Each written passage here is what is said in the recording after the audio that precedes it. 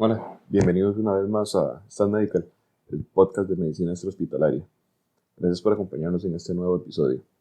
Queremos hablar un poco sobre el dolor torácico y, bueno, si bien es cierto, es una de las principales causas de consulta que existen a nivel mundial, no solo a nivel intrahospitalario, sino también a nivel extrahospitalario.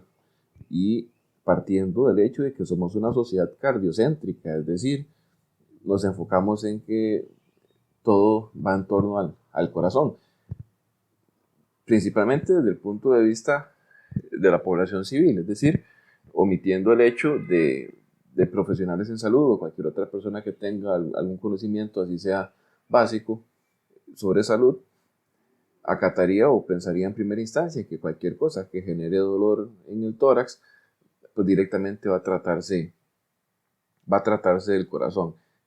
Bueno, y nada más alejado de la realidad entonces, porque hay una muy gran cantidad de etiologías de dolor torácico o causas de dolor en tórax. Por tratar algunas, podemos hablar de un angina pectoris o un dolor propiamente en el pecho, que sí, evidentemente inclinaría más a algo de origen cardiovascular. Podemos hablar de una ruptura de la pared de la aorta, o bien llamada una disección aórtica. Podemos hablar de una pericarditis, podemos hablar de una embolia pulmonar, un tromboembolismo pulmonar, podemos hablar de neumotórax a tensión, bien sea por una causa traumática o un paciente, por ejemplo, que presente bulas y desarrolle neumotórax cada cierto tiempo. Podemos hablar de neumonías, por ejemplo, de pleuritis, sin dejar de lado claramente otras etiologías, por ejemplo, las, las digestivas, como los cálculos biliares o la colelitiasis, el reflujo gastroesofágico, una ruptura diafragmática, úlceras gástricas, espasmos esofágicos, no sé. Hay otras causas inclusive que son bastante comunes, por ejemplo, un ataque de pánico y pacientes que les manifiesta dolor torácico, una costocondritis, un herpes zóster, son causas de dolor en tórax bastante comunes y pues que generan bastante atracción a los servicios de urgencias y pues claramente consulta a los servicios de ambulancia. Es bastante común que se despache el recurso, pues para ir a atender a una persona con dolor de tórax. Muchas veces eh, la información es mal captada desde que la persona que solicita el servicio hace, valga la redundancia, la solicitud de hasta el filtro que hace el operador para poder captar esa información. No porque lo esté haciendo mal, sino porque ya la gente ha aprendido inclusive a manipular la información para, pues, apresurarse según ellos el despacho de la ambulancia. Es decir, hay gente que consulta porque tiene un dolor en tórax, que irradia brazo izquierdo, a mandíbula, cuello, con dificultad para respirar, pues obviamente inclinaría más a un tema cardiovascular. Esto principalmente porque si nos vamos a estadística, los pacientes con síndrome coronario agudo, un 60% de ellos van a llegar a tener una angina y el 40% pues un infarto agudo al miocardio como tal. Podríamos luego subdividirlos en pacientes con elevación o sin elevación del ST. Sin embargo, no es en lo que nos vamos a centrar en este momento. Desde el despacho con la información inicial que se da hasta el arribo a la escena, el profesional en salud extrahospitalaria tiene que considerar varios factores al momento de atender un paciente de estos. Por ejemplo, si a usted le están diciendo que hay un paciente con dolor torácico, pues el mínimo de información que uno espera que se recabe del despacho es indiscutiblemente inicialmente la edad del paciente. No es lo mismo pensar en dolor torácico en una persona sin comorbilidades, una persona joven, una persona que no tiene datos de obesidad, que no tiene hipertensión, diabetes u otros factores de riesgo, a que en el despacho usted le digan es un dolor torácico de una persona de 68 años, por mencionar algo, hipertensa y diabética y con eventos coronarios previos. Bueno, eso cambia completamente el enfoque que uno le da a este tipo de pacientes si uno va pensando otra cosa desde que va en camino a hacer la atención de este paciente. Si nos enfocamos directamente siguiendo cardiocéntricos en la atención de estos pacientes, pues bueno, desde que uno llega, lo primero que va a lograr evidenciar son datos de inestabilidad en esas personas. Si usted los ve con francos signos de choque, como palidez, sudoración, frialdad, una franca dificultad para respirar, o si han tenido síncopes, por ejemplo, o si desde el abordaje ya se ve que tienen una franca alteración del estado de la conciencia, o que el dolor torácico es bastante fuerte, es el dolor más fuerte que han sentido en su vida, por ejemplo, principalmente si es de características opresivas. Y ojo, no quiere decir que solamente los problemas cardiovasculares manifiesten dolor torácico opresivo, porque hemos llegado a ver también pacientes con dolor torácico de tipo punzante o inclusive difusos que están manifestando perfectamente síndromes coronarios u otro tipo de patologías a nivel torácico. Entonces, hay que irse sacando de la cabeza aquello de que solamente es cardiovascular o cardíaco si es opresivo. Si no es opresivo o si es punzante, pues entonces no lo es. Y realmente no tiene una congruencia tan específica dentro de esto. Es algo muy variable, no es una receta de cocina, los pacientes varían, sus sistemas varían y por consecuente su sintomatología o su clínica también va a variar. Dentro del abordaje continuando de estos pacientes, si determinamos que en efecto no hay ningún dato de inestabilidad, porque pues, claramente si tenemos datos de inestabilidad en estos pacientes, lo prioritario sería iniciar el traslado y otras maniobras para realizar de camino, como la toma de electrocardiograma, como la vía endovenosa, o iniciar algoritmos con antiagregantes plaquetarios, así como la alerta del centro médico. Si no se está manifestando de entrada datos de inestabilidad, lo consecuente o lo que seguiría en este caso para poder ir descartando o para poder reducir en este caso o considerar otras probabilidades, porque realmente no podemos descartar una patología del todo, porque realmente medicina es una ciencia muy inexacta y se basa en probabilidades. ¿Qué tan probable es que estemos ante una patología o qué tan probable es que estemos ante otra? Bueno, en este caso es menos probable que sea, no sé, una ruptura diafragmática porque no hay historia de traumatismos directos recientes y todo lo que conlleva la clínica de esta patología, por ejemplo. Pero es más probable que se trate de un problema coronario porque tenemos estos y estos otros síntomas que podrían enfocarnos directamente, entonces sí, a esta patología, en este caso un síndrome coronario. Si seguimos hablando de esta, claro está. Como les decía, evidenciar si hay o no datos de inestabilidad en el paciente, porque eso cambiaría directamente de entrada el manejo que se le daría. Y posteriormente, junto con la toma de signos vitales, la toma de electrocardiograma a dosis derivadas.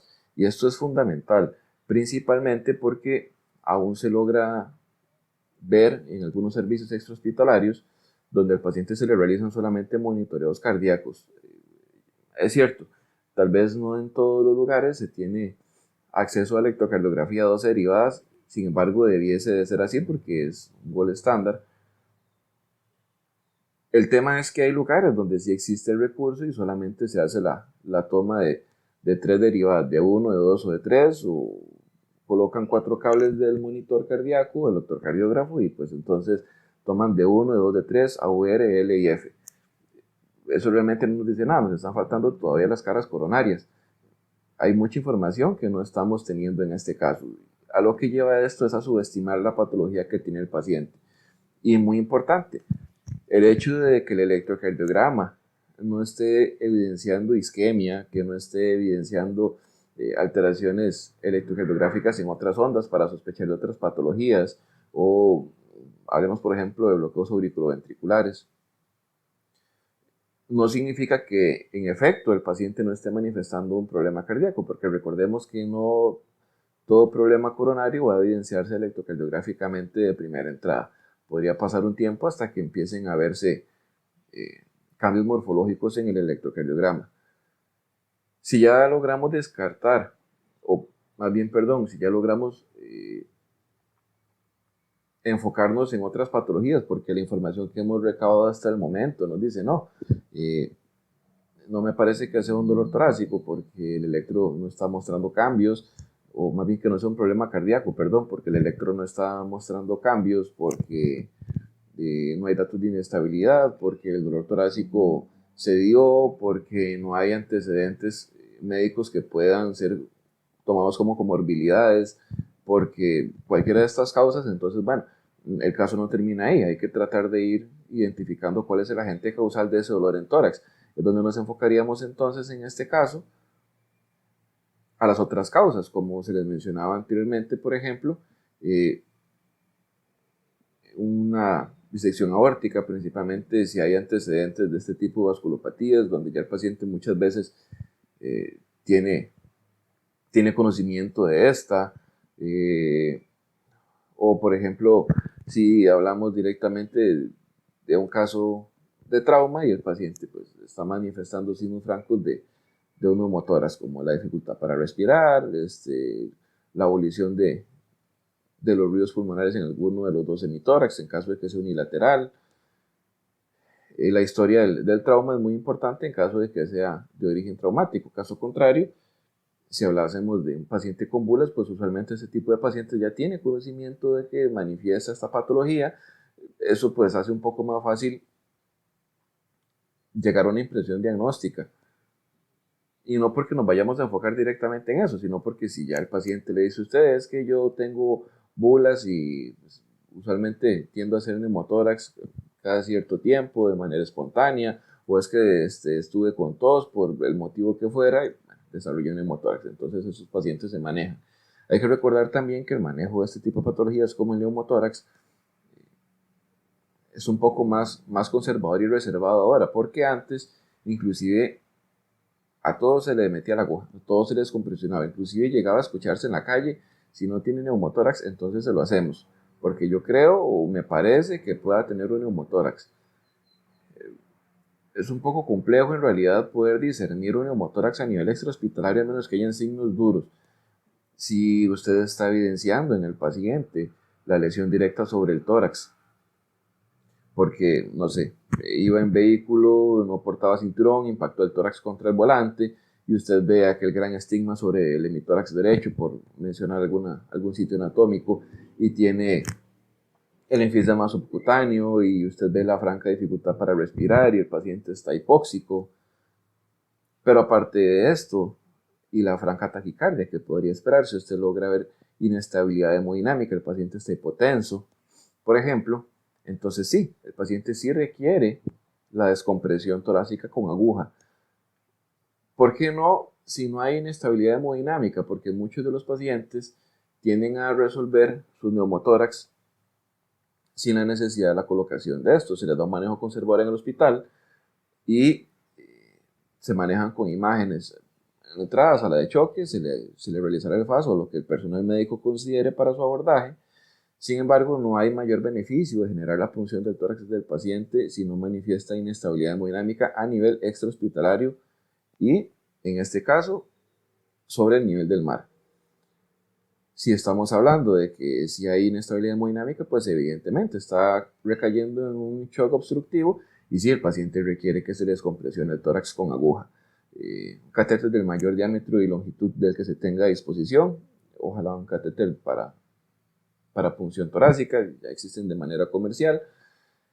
Y en la literatura se logra observar que se aconseja que sea en el quinto espacio intercostal. La cantidad de masa en el tórax, hablemos de músculo, piel, tejido adiposo, hacia la pleura es muchísimo menor en este sitio, que pues, dicho sea de paso, donde se realiza la colocación de la sonda posteriormente dentro del hospital, que en el segundo espacio intercostal, donde se realizaba anteriormente, o se aconsejaba realizarlo anteriormente, porque usualmente había más masa muscular, había más tejido adiposo y muchas veces la aguja ni siquiera llegaba a la cavidad torácica, al espacio pleural, para poder generar la descompresión de la lesión del neumotórax en este caso. Entonces, el quinto espacio sigue siendo ahora pues, el sitio de elección para este tipo de lesiones. Si la evidencia de lo que estamos recabando no nos enfoca a un problema cardiovascular, por ejemplo, isquémico, o no nos enfoca a un neumotórax, si más va de la mano, por ejemplo, con una neumonía, pues entonces sí, hay que pensar en nuevamente la historia clínica. En esto manda la historia clínica, la anamnesis, porque podemos tener muchísimo equipo para poder hacer valoración del paciente, pero de nada sirve hacer todos los exámenes o de nada sirve hacer todas las pruebas de gabinete que tengamos dentro del recurso de ambulancia, por ejemplo, para un paciente de estos, porque ¿a qué me enfoca? Es decir, ¿qué estoy buscando? Se supone que usted debería realizar pruebas basadas en lo que usted sospeche de ese paciente, y la sospecha se lo va a decir a usted la historia clínica, la anamnesis, la entrevista que usted tenga con ese paciente, o que bien se ha dicho, pues entonces la escena del reporte, en caso de que el paciente esté inconsciente y no pueda decirle qué fue lo que le sucedió. Retomando, por ejemplo, con el tema de neumonía, si estamos hablando de un paciente que ha estado con fiebre, que ha estado manifestando infecciones de vías respiratorias posteriormente, pacientes encamados, por ejemplo, que están con fiebre, que están con tos productiva, con gran producción de flemas, bueno, entonces usted se enfoca más en una neumonía. Parte del manejo integral de esto, pues sí, evidentemente, enfocarse a esa patología. Hablemos un poco, tal vez quizá de la administración de oxígeno si el paciente lo requiere, probablemente lo requiera. Esperemos no llegar a encontrarlo en un estado de choque, en este caso séptico, porque el manejo ya cambiaría completamente. Si hablamos, por ejemplo, de problemas gastrointestinales como cólicos biliares o como espasmos esofágicos, de igual manera habría que empezar con las pruebas pertinentes que ya hemos estado hablando, por ejemplo, con el electrocardiograma de 12 derivadas, para poder dejar a un lado la idea de que lo que estamos evidenciando, lo que estamos presenciando es un problema cardiovascular, porque en este caso, pues no es eso lo que estamos apreciando. Sí es importante, nuevamente, la historia clínica con estos pacientes, porque si ya hay historia previa de cálculos biliares, si ya hay historia previa de problemas esofágicos, pues entonces es muy enfocado el diagnóstico a esto también. Principalmente si el paciente no tiene apego al tratamiento, o si el paciente pues no está siguiendo la dieta que se le recomendó inicialmente. La mayoría de veces que se consulta por un cólico biliar es aquel paciente que pues se le manda una dieta donde tiene que evitar el consumo excesivo de grasas, de lácteos, y cuando llega uno a la casa a hacer abordaje del paciente es que me comí, no sé, unas carnes, unos chicharrones o algo que pueda tener un alto contenido graso, y pues entonces que generó el espasmo del coledoco que le está generando al paciente, ya dicho sea de paso, el cólico biliar y el dolor tan fuerte que está manifestando. Lo mismo vendría a pasar con una úlcera gástrica o con una gastritis. Recordemos también en este caso que el diagnóstico de gastritis no es clínico, sino que es endoscópico. Uno no llega a decir, usted lo que tiene es una gastritis, porque tiene un dolor ardoroso ahí en el epigastrio que empeora con la ingesta, no sé, de ácidos, por ejemplo, o de grasas. El diagnóstico per se de la gastritis tiene que ser endoscópico, porque hay diferentes tipos de gastritis también, y porque hay diferentes tipos de lesiones en la pared del estómago que tienen que ser descartadas. Digamos, con el tema de la úlcera, usted no sabe si está enfrentándose a una gastritis erosiva, una gastritis eritematosa, o si de plano ya el paciente manifiesta una úlcera. Eventualmente esto podría llevarlo a tener un sangrado digestivo alto también, y la emergencia pues sería completamente otra, porque estaríamos recayendo también en riesgo de choque hemorrágico e inclusive también séptico. Ahora, si ya usted considera que lo que está abordando no es un dolor torácico de origen cardiovascular, o ya usted considera que lo que ha detallado o revisado para decir, no, esto no es, o no me parece que sea directamente de origen pulmonar o que no sea de origen digestivo, hay otras causas, recuerden siempre que tiene que estarse revisando. Para el tema del dolor torácico, considero que hay tres grandes pilares en los que sí hay que enfocarse para poder ver qué es lo que está quejando al paciente y que eventualmente pueden matarlo, y en donde eventualmente se puede intervenir de alguna manera. Si estamos hablando de dolor torácico de origen cardiovascular, el electrocardiograma, vamos de nuevo, 12 derivadas, es fundamental para poder identificar el sitio de la isquemia y así el manejo de este paciente. Poder ver si va a haber algún problema de OVA posteriormente, si estamos hablando, por ejemplo, de ventrículo izquierdo, la gran probabilidad también después de que recaiga en alteraciones de ritmo, como una taquicardia o una fibrilación ventricular. Y es importante también recordar en esto la toma secuencial del electrocardiograma para poder evidenciar en los pacientes los cambios morfológicos en el electrocardiograma. Si hay cambios morfológicos en los electrodos seriados, pues se puede hacer cada 5, cada 10 minutos de camino al centro hospitalario. Esto lo único que le dice, o lo que le enfoca a usted es en que el paciente lo que está manifestando son cambios morfológicos en su estructura, es decir, los cambios dinámicos en el EKG lo enfocan a usted hacia cambios morfológicos o remodelación cardíaca en este caso, es decir, el corazón está tomando otra, no literalmente otra forma, sino la electricidad o el impulso que se está registrando en el electrocardiograma está viéndose diferente en cada una de las muestras porque el impulso eléctrico está tomando por otro sitio, porque hay zona de isquemia. Ya la electricidad no va a poder pasar por el mismo lugar, se va a manifestar diferente dentro de los miocitos y se va a manifestar diferente entre las fibras cardíacas y se va a manifestar diferente en el electrocardiograma. Vamos de nuevo. Cambios morfológicos en el EKG, remodelación cardíaca. Es un muy buen indicio de que lo que usted está evidenciando es una isquemia. Si hablamos a nivel pulmonar, una causa bastante común es el tromboembolismo pulmonar. Principalmente en pacientes que ya han tenido pues tromboembolismo previamente, o en pacientes que han tenido cirugías anteriormente, o en pacientes que han tenido anticoagulaciones. Hay criterios para poder saber si usted está en presencia o no de un tromboembolismo pulmonar. Hay un clásico que es el S1Q3T3, realmente es poco sensible, por consecuente no es tan aconsejable. Vamos de nuevo a descartar un tromboembolismo pulmonar si no hay S1Q3T3 en el paciente, porque hay muchos tromboembolismos pulmonares que no manifiestan esto.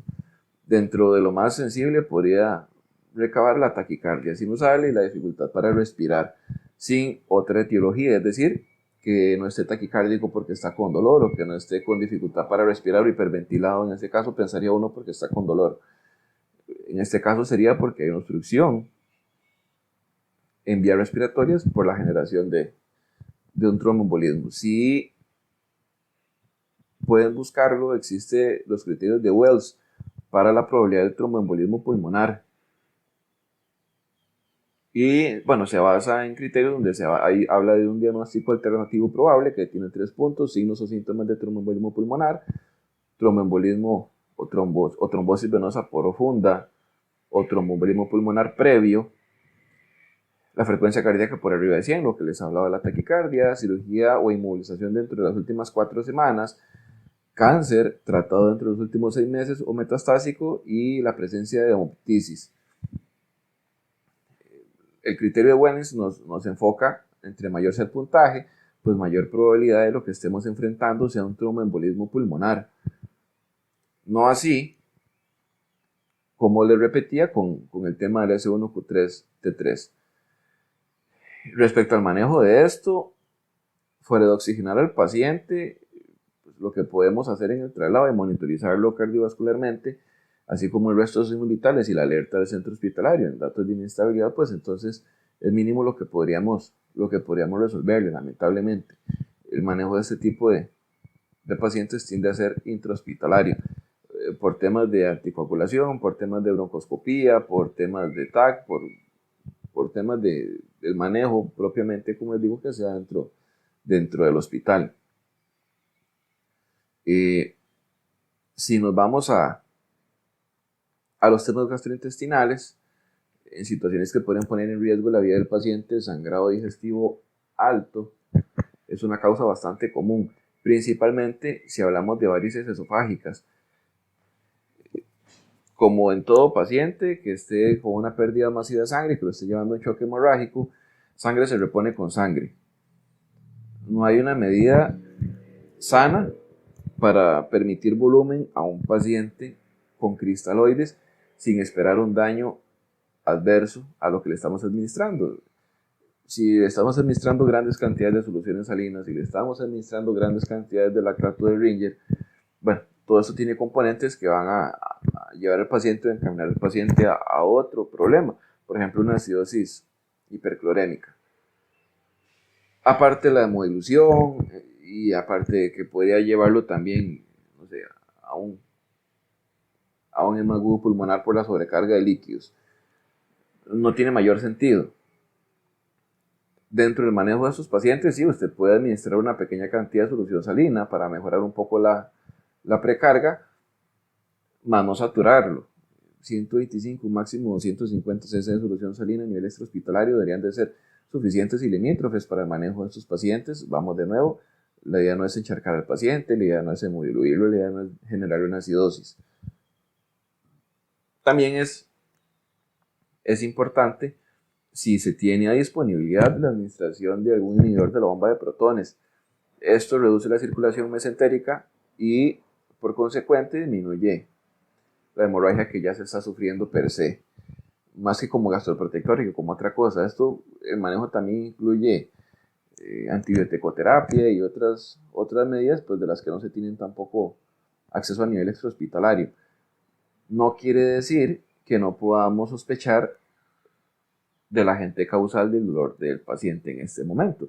Ya hablamos de causas cardiovasculares, ya hablamos de causas pulmonares, la principal en este caso fue el síndrome coronario, el tromboembolismo pulmonar y acá directamente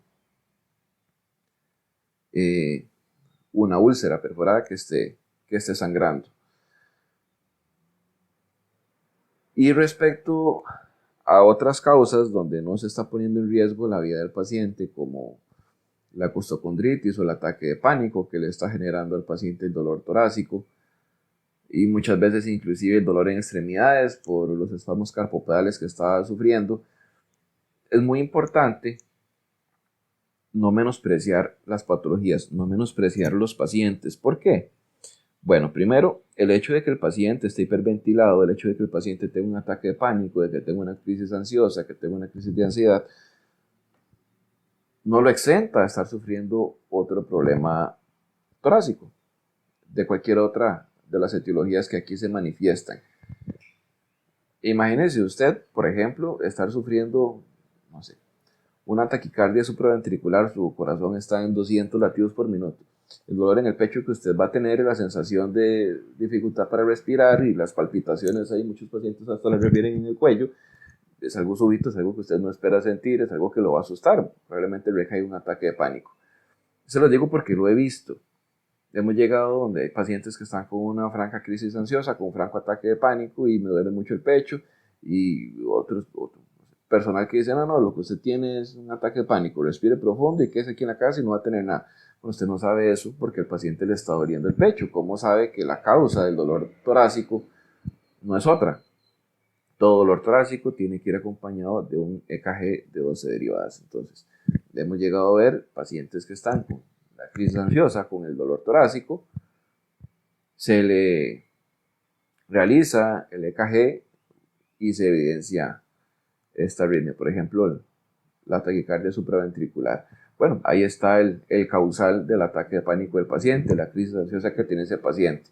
Perfectamente concomitan los dos dolores torácicos, uno por la cantidad de palpitaciones tan elevada que tiene y el otro por la ansiedad que lo está quejando, el pánico que lo está quejando. El manejo de estos pacientes deriva directamente, si hablamos de la taquiarritmia, pues en el manejo de esta como tal. Es decir, si es un paciente estable, pues entonces Valsalva modificada, si el paciente lo permite y no hay contraindicaciones para esto, funciona bastante bien. Si hay, en caso de que no, si hay disposición de adenosina y no hay contraindicaciones para el uso de eso tampoco, pues entonces se administra, es un muy buen antiarrítmico. Y si no, pues lo que esté en la cadena o en la secuencia dentro de sus servicios de emergencias. Pero no menospreciar al paciente. Hay otros que se manifiestan, por ejemplo, por sobredosis de cocaína. Sin embargo, el manejo del paciente intoxicado con cocaína es es con benzodiazepinas, principalmente con diazepam, que es lo que se encuentra más fácilmente en el servicio extrahospitalario. Ahora, repasemos un poco. El despacho le dice a usted que es un paciente con dolor torácico. Usted va pensando en comorbilidades y en el manejo que le va a dar dependiendo de lo que se encuentre en ese paciente. Ojalá se pueda recabar información de parte del despacho. Vamos de nuevo, no es lo mismo un paciente de 20 años sin comorbilidades al adulto mayor que es hipertenso, que es diabético, que ha tenido problemas coronarios previos, que es anticoagulado, que es sedentario, que fue operado hace menos de 4 semanas, etc. Usted aborda al paciente, verifica si hay o no datos de inestabilidad. Si los hay, se inicia el traslado y se realiza la exploración en el camino, así como el tratamiento. Si no los hay, usted puede permitirse unos minutos más para la exploración de ese paciente en la escena. Por ejemplo, la toma de electrocardiograma o el EKG a 12 derivadas dentro del domicilio del paciente o en la escena como tal, siempre y cuando esta no lo está poniendo en riesgo a usted, ni a su equipo de trabajo, ni al paciente. Si no hay cambios que lo hagan usted sospechar de otra cosa, en este caso cardiovascular, en el EKG al abordaje, pues entonces usted puede pensar en otras patologías o en otros agentes causales para ese dolor torácico. Vamos de nuevo. Pueden ser perfectamente sépticos, como una neumonía, pueden tratarse perfectamente de problemas como lo son un tromboembolismo pulmonar. Podemos hablar directamente de problemas digestivos, como un cólico biliar, como una ruptura diafragmática. Podemos hablar de una úlcera, que en este caso esté generando el dolor en el paciente. Muchas veces el dolor es referido y en epigastrio irradia hacia tórax, y el paciente lo que manifiesta refiere es un dolor torácico. No debiera descartarse tampoco si el paciente lo que manifiesta es una epigastralgia, es decir, bueno, como lo que le duele es el epigastrio, como coloquialmente llama el paciente, me duele la boca del estómago. Entonces descartar que es algo torácico, porque muchos dolores en el epigastrio o muchas epigastralgias son secundarias a problemas cardiovasculares o son secundarias, en este caso directamente, a problemas digestivos o son secundarias a problemas traumáticos que están manifestándose en el paciente, como la ruptura diafragmática, como por ejemplo la disección aórtica, que puede manifestarse un dolor desgarrante que empieza en el tórax y luego hacia la espalda y puede irse hacia caudal, hacia el estómago. Pero siempre hay que poder evidenciar todas estas causas. Y en el caso del paciente con datos isquémicos en el EKG, pues entonces debiese de manifestarse los EKG seriados junto con el traslado, la alerta médica y el manejo que usted le vaya a dar según signos y síntomas que manifieste el paciente y según lo que le indique su contacto médico, para poder ver, repito, los cambios morfológicos para la remodelación cardíaca, que es un muy buen indicativo en este caso de isquemia. No obstante, hay dispositivos como LifePak 15, Touch 7 de Schiller, que tienen código STEMI. De hecho, ahora esto se está cambiando, el STEMI o el síndrome coronario agudo con elevación del ST, que era un protocolo que se utilizaba bastante para el paciente con síndrome coronario agudo, y automáticamente durante lapsos de 5 minutos emitía electrocardiogramas de manera seriada, para lo mismo, poder ver los cambios morfológicos dentro del electrocardiograma. Sí es importante estar al hilo de cuáles son las patologías que más comúnmente pueden aparecer dentro de los pacientes que manifiesten o consulten por un dolor en tórax. Y esto es fácil darse cuenta. Primero, pues en el trabajo diario. Usted está constantemente en el servicio de ambulancia, pues entonces va a haber diferentes pacientes que consultan por dolor de tórax y usted puede luego consultar, si no tiene mayor equipo para poder hacer la exploración, cuál fue el diagnóstico de ese paciente, posteriormente en la clínica, posteriormente en el hospital. Y pues no hay que irse muy lejos. En internet usted puede buscar causales de dolor torácico más comunes, por ejemplo, acá en Costa Rica, y se da cuenta de qué es lo que más comúnmente puede generar dolor torácico en los pacientes. La caja libera la Caja Costarricense de Seguro Social libera información de esto de manera constante, inclusive algoritmos de manejo. Puede hablar, por ejemplo, que si se clasificasen los tromboembolismos pulmonares agudos, del 5 al 10% son masivos, del 20 al 25% son masivos y un 70% tienden a ser moderados, de pequeños a moderados. De igual manera, puede hablarse o leerse del manejo que ellos le brindan. En el caso del masivo, pues, se le brinda anticoagulación y se le considera para terapia avanzada. En el submasivo, bueno, pues anticoagulación y le consideran trombólisis. Pero, insisto, toda esta información usted la puede recopilar en internet según esté disponible dentro del lugar donde usted resida o lugar donde usted trabaje. Sí es importante también, si mantiene dudas respecto a este tipo de patologías, que se acerque a su director médico para que pueda evacuar este tipo de dudas, así como el manejo de este tipo de patologías, porque cambia, es decir, no todos los infartos o todos los síndromes coronarios se manejan igual. Bien puede clasificarse como sin elevación del ST, estable o inestable, si son taquiarritmias, si son bradiarritmias, estables o inestables, el manejo cambia. Si estamos hablando de tromboembolismos pulmonares, si estamos hablando de neumonía, si estamos hablando de la patología que esté generando el dolor en tórax, el manejo va a cambiar inclusive dentro de la misma patología, porque recordemos, no es una receta de cocina. Cada paciente tiene metabolismos diferentes que requieren manejos diferentes. Hay mucha información de esta que se puede recabar fácilmente en internet. El sitio web nuevo de estas Medical está en construcción. Ya el dominio va a cambiar de .net a .com. Una vez esté liberado el dominio nuevo, se va a compartir en redes sociales para que nos estén visitando. E igual que las veces anteriores, se va a generar una pestaña para el blog y el podcast donde van a encontrar la información que se recopila para generar cada episodio, así como el episodio propiamente para que puedan escucharlo. Esperamos que esto haya sido de su completo y total agrado. Si tienen alguna duda, si tienen alguna consulta, háganla llegar a las redes sociales o al correo info@stanmedicalcr.com. Nuevamente, muchas gracias por acompañarnos. Se despide usted, Francisco Mora. Gracias.